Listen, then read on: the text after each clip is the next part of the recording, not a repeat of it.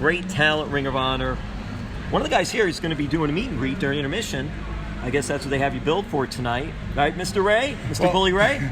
I would have much preferred to have been wrestling tonight. As a matter of fact, when I first signed up with Ring of Honor and signed my deal, Fort Lauderdale was one of the cities that I was actually looking really forward to, since we're in the War Memorial Arena. And for those that you might not know, I found this building for ECW back in the day. Like, I'm proud of the fact that I actually brought wrestling to Fort Lauderdale and to the War Memorial. So I was really looking forward to wrestling tonight, but unfortunately, because of the sudden retirement, I won't be wrestling, but I will be here signing autographs, taking pictures, and working backstage with a lot of the younger wrestlers and to help them get better. So many ways we can go with that, and we'll go here first. The War Memorial, because you mentioned about you bringing ECW here. So you're doing the Dudley Boyz, but you're also working behind the scenes for ECW. Tell us a little bit about that and what you did there, because you've had a background behind the scenes for a while with pro wrestling. When Todd Gordon tried to screw ECW and take a bunch of guys and jump to WCW, it left Paul in a hell of a situation, both in the ring and outside of the ring. He was losing talents in the ring to WCW, and he was losing Todd Gordon, who was basically the promoter of the company. He booked the buildings, he did all of the negotiating with the buildings, he negotiated the rent, the merchandise splits, everything that had to do with putting on a wrestling show and the business of pro wrestling that didn't include in-ring action was Todd Gordon's responsibility. So now Paul didn't have anybody to do that. And I remember we were sitting in Paul's house, and it was me, Paul, Tommy Dreamer, and Taz, and I was a younger wrestler at the time. And Paul said, I really don't know what I'm going to do. And I said, hey, let me do the job. And he goes, well, what do you know about promoting wrestling or anything like that? I go, I know nothing about it. I go, but my family has been in business their whole life. They were in the restaurant industry. They were in the oil industry. I said, I understand the business of business. I said, I know how to speak with people on a professional level, so I'll do all these negotiatings for you. And it snowballed into me booking the buildings for ECW, making the schedule for ECW, promoting the shows for ECW, buying all the television, radio, and newspaper ads for ECW.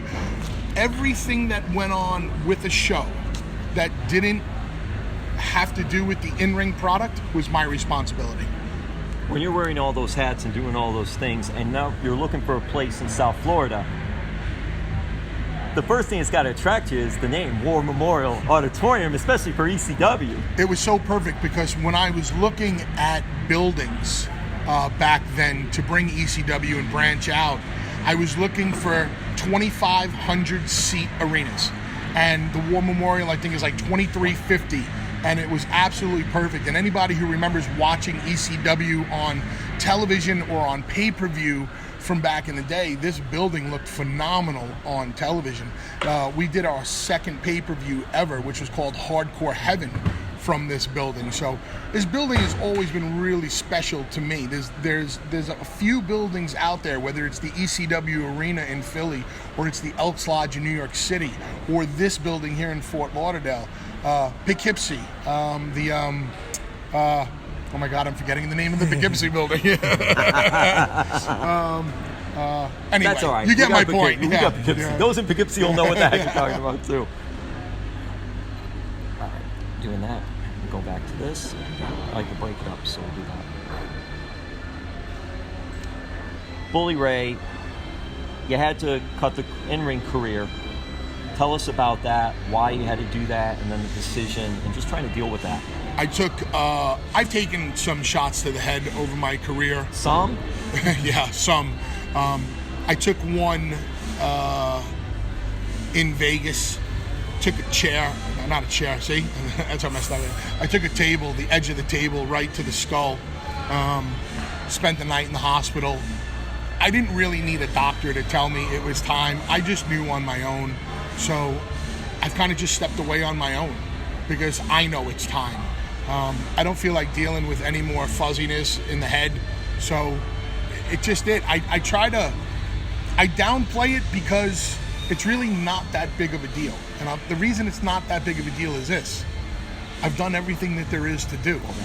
When I turn around and I look back on my career, I was one half of the most successful tag teams that ever existed, who was never expected or supposed to succeed in the first place. And I was a 2-time world heavyweight champion in a company that did its biggest numbers when I was the champion. I'm not saying that to blow smoke up my ass. I'm saying it because it's fact and I'm proud of my accomplishments.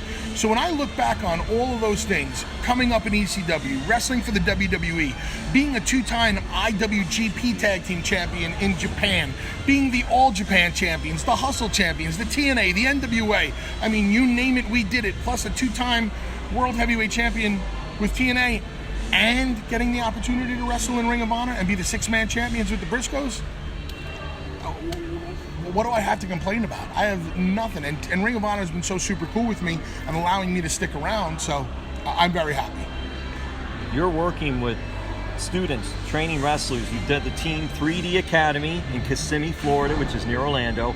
But now you also have another Team 3D Academy in Danbury, Connecticut as Correct. well.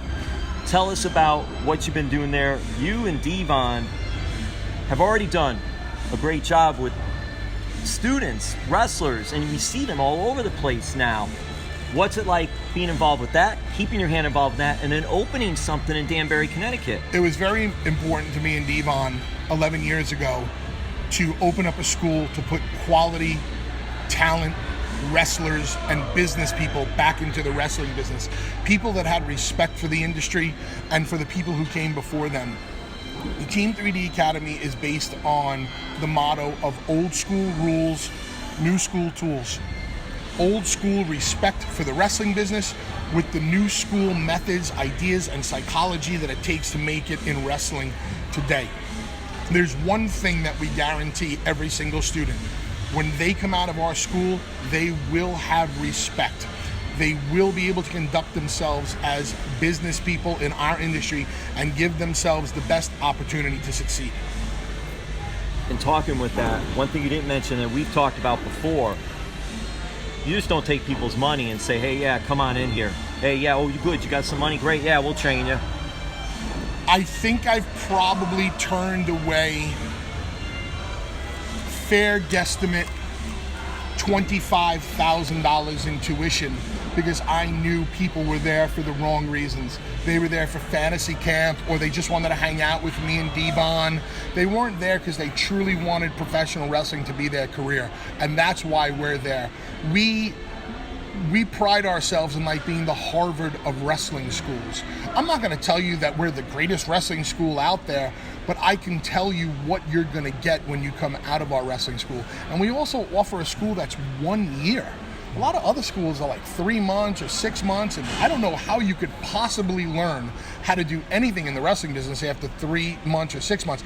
Even a year is entirely too little. But 1 year, 5 days a week, and yes, we've turned plenty of people away because we want people who want wrestling to be the business and not their hobby. What made you decide Danbury, Connecticut? I know you're a New York guy. Mm-hmm. You're a New York guy. What made you, hey, you know what, I'm looking around up here, let me see Danbury, Connecticut. I relocated back to the Northeast, back home to where the majority of my family is. There was a 10,000 square foot gym that was up and running where a smaller wrestling school had existed already. It's called Platinum Fitness. I knew the guy that ran the gym and owned the school, and I just presented him with the opportunity. I said, hey, listen, you want to be part of something? And I want to expand my business, so why don't we try to make this work together? And it's been going really, really well. The Team 3D Academy in Danbury, Connecticut, at Planet Fitness, at Platinum Fitness. And we've been open for a little bit under a year now. Both schools, I'm very happy to say, are doing quite well. All right, Bully, we'll wrap it up with you with this. I want to go back to, obviously, you're not wrestling anymore. We've seen the Will Smith movie, Concussion. We see everything going on with football and things like that. Did that, and even wrestling per se, other wrestlers that have stopped and they're really getting their heads checked and everything like that. You said you knew. But is it because of that too and what was going on in society now that also lent itself to you making that decision, or no? Just because of everything that was out there? Nope. None of those things influenced my decision. I just knew it was time physically. I know my own body. I know the way I feel. And plus, when I turned around and looked back, I go, there's nothing left to do. I did it all. You know, I felt like Alexander the Great after he had conquered all those territories, and, you know, he kind of cried because there were no more territories left to conquer. You got to create your own territory to conquer. Exactly. So that's how I look back on it. I'm not upset. I'm not sad. I'm not any of those words. I'm actually looking forward to continuing to work with Ring of Honor in a backstage capacity, helping out the guys as much as I can. And since I'm still under contract to Ring of Honor, I'll be making all the dates, signing autographs, taking pictures, schmoozing, talking about my radio show, Busted Open, that's on, you know, Sirius XM, which has been awesome for me because I just get to flap my gums all day long and talk about pro wrestling. And you don't like to do that. That's right. That you have to pull your teeth to do that. Yeah, it's very tell me about that transition going into Busted Open. How did it come about? How did it start? The Busted Open radio show on Sirius XM has been around for about 8 years, and I always enjoyed their show. Dave LaGreca and Doug Mortman, I always considered respectful wrestling fans who spoke about wrestling in a way that even wrestlers could understand and respect. Always enjoyed the show. I was friends with LaGreca. And one day we just got to talking, and they said, we want to take our show to the next level. Have you ever thought about doing, radio? I said, I'd love to, because I've always been interested in radio. If you have the gift of being able to speak, and I'm going to have the opportunity to speak on the radio about wrestling, which I've been doing for 25 plus years now, it kind of seems like an easy fit. And I'm very happy to say that it's been going really well. The number one compliment I get now from fans wherever I go is not, hey, we remember your WrestleMania match, or hey, we remember when you put Mae Young through a table. It's love you on Busted Open. Really enjoy listening to you, because I try to give people the other side. I try to give them the business behind the business. I try to help wrestling fans enjoy wrestling more. Because you don't get that when a fan is hosting or co-hosting the show. Right. That's the thing, because I was going to mention you. When Rodolfo said that, I was thinking of Taz does his own show. Jericho does his own show. Several others do their own show. But you actually went in with someone else who are wrestling fans on their show, and it's like, all right, I'm going to bring a different perspective to what they're talking about. Dave brings you the perspective of the wrestling fan who's talking about his storylines and, why would they do this and why would they do that? And then I explain the whys to everybody. So as a wrestling fan, I want you to be able to listen, and I'm trying to help you watch in a more entertaining way, because I believe wrestling fans have become so jaded and like they're so down on everything. And I just say, screw it, sit back, watch the product, and then determine whether you like it or not. Don't let the internet tell you whether you like it or not. I will never tell people what to think. I will never give away spoilers. I despise spoilers. I want wrestling fans to be able to consume and enjoy pro wrestling the same way I did when I was a kid. Because there was no internet, there was no nothing. You just had to sit in front of the TV every week and watch the product and invest in the storylines. That's a key, because you have so much that's out there now with social media, everything online, everything that it's like you start believing what's opinion. Yeah. Somebody gives their opinion and they put it in a way and other people are taking it. It's almost like that opinion becomes fact when it isn't fact. And then it's almost like, too, when there's a big surprise, say X wrestler's going to show up for the show tonight, and then you find out about it beforehand, then you watch the show, it loses all that spontaneity of, whoa. One of the things, you talk about the spontaneity and the surprises and how they always get out there. One of the things that I pride myself on, and me and Devon have prided ourselves on, is the surprises that we have been able to pull off over the past 5 years. Whether that was the Aces and Eights storyline in TNA, how nobody knew that I was the president. When I returned to the WWE in the Royal Rumble in Philadelphia, nobody knew. Then when me and Devon returned to the WWE at the Barclays Center, nobody knew. When I showed up in Ring of Honor the first night in the Hammerstein, nobody knew. And if you go back and you listen, you don't have to watch, you just have to listen. Listen to the responses. Listen to the quote-unquote pop. It'll tell you everything you need to know. When you truly shock an audience, that's the kind of, reception you get. And it's because you keep your mouth shut. I don't talk to dirt sheets. I don't talk to anybody. The only people that need to know about what I'm doing is me and the company that I'm doing business with. Too many wrestlers talk to too many different people, and too many fans are always trying to uncover the dirt. They want to scoop everything first. We were the first to report this, or we were the first to report that. And in being the first to report all this crap, you're ruining it for everybody. Yeah. Not only that, as an old school journalist, it's not about getting it first. It's about getting it right. That's another thing it's too. so true. That's another important It's thing. Not so a surprise. true. It's just getting it right. It's so true. You know, one of the things that I was disappointed to hear is, you know, the whole Alberto and Paige situation when it happened. At the end of the day, a man and a woman had an argument that got a little bit escalated, just like could happen to you, me, or anybody listening or reading to this right now. Nothing happened. But because people want to sensationalize and they always look for the dirt, and, you know, if it bleeds, it reads, it turns into something that truly affects people's personal lives. And whether those two people are together right now or they're not together, I'm talking about the specific incident and how it was totally blown out of proportion. Nobody pressed charges. The cops didn't care. It got dropped. Nothing happened. And it's a private matter. Nobody really. Nobody It's a needs private to know. matter, Yeah. one. I know it was in a public place, but it was a private matter, one. And the second thing about that was, if it was Joe Smith and Sue No Jones, one would have cared. Yep. Yeah. No, but I want to Because ask you about, as your role here as a mentor, what do you see some of the young guys coming in that probably they need to work on compared to when you started back in the day? Something that you The advise number them. one thing that guys And women, too. I don't wanna- younger men and women in the wrestling business need to work on is the art of storytelling and bringing more psychology to their matches.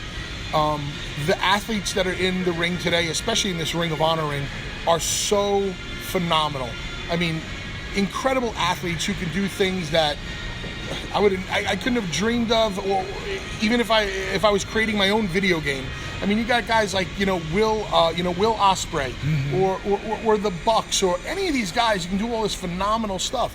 What I'd love to see them bring is just a little bit more psychology to everything, some more selling, some more storytelling.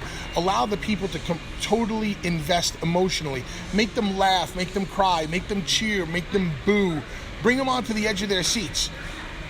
That's how I'd like to see Ring of Honor improve a little bit more. Because what do you see when you see these crazy moves? Some of them that really could be very harmful in other promotions, like things that are just really jumping off roofs and everything. Nothing is going. Well, nobody in Ring of Honor jumps off roofs. Right. Okay, but if morons on the outside want to do that, we did it back in the day. Like, there were times that New Jack and Spike Dudley jumped off of high places and put me and Dave on 2 tables. But guess what? We were really, really trained professionals at the time. These days, you see a lot of kids doing a lot of stupid stuff that means nothing. And as far as the guys in Ring of Honor taking risks, hell, I took risks when I was in ECW. I'm not going to sit back and tell them to not do something. I will try to help educate them based on my experience in the business. Whether or not they want to take that advice is totally up to them. But obviously they must be doing something right, because guys like the Bucks and the Bullet Club and Cody, they're probably the most organically over acts in the world. So, and what a story do they have, just branding themselves. Absolutely. Something that, that would have fit back in the day in ECW, that what they're doing here. Absolutely, because they got over on their own. Cool. Do you have any social media, anything you want to, or the Team 3D Academy? Or if you're interested in being a wrestler and you're really serious about it, the Team 3D Academy in Kissimmee, Florida, Team 3D Academy in Danbury, Connecticut, and you can email us at academy@team3dacademy.com. And I don't even really know what my Twitter handle is. I'd actually have to. Or you listen to Busted Open. Busted Open at Sirius FM. You plug all my stuff. You know what it is. I don't even know what it is. This guy, tag team champion, everyone knows that, but I've said this before, and I'll say it again, and not because you're here. Outstanding singles wrestler. Thank you. Yes. I appreciate it. I'm glad you got the Capzilla was champion. awesome. Thank you. Because I remember the appreciate days in WCW when you got a singles run and you got to work against Ric Flair as well. Yep. You got to do that, and you had an impressive time there because your partner was hurt at the time. I appreciate and you were able to carry yourself very well. Thank so you. very much. Thank Thank you. Especially love the Capzilla stuff when you Thanks, brought it buddy. here to the War Memorial. That was really I appreciate funny. it. Thanks, guys.